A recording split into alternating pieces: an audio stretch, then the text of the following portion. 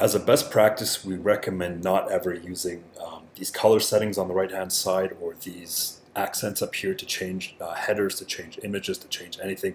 If you are going to try to change the styling of a certain element on the page, we recommend that you do it with CSS so that it gets applied to the entire site.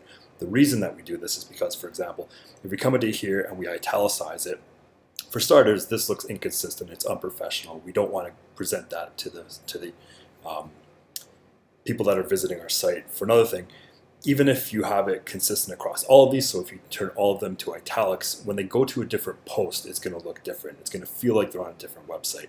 What you want to do is you want to maintain that brand consistency across all pages on your website. So keep any sort of visual styling CSS based and not using these specific blocks. One of the other reasons that we don't want to do this is because if, for example, we bold this so that we try to get it bolded, we go over here, we go to edit as HTML.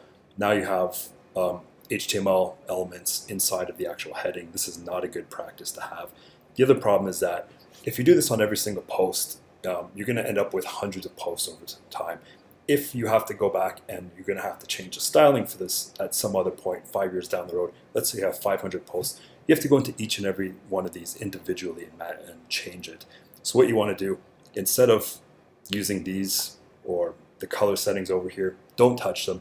Go into your additional CSS, create a custom CSS property that applies just to the headings or just to the element that you're trying to do. Make sure that it applies site-wide and not just on this one specific page.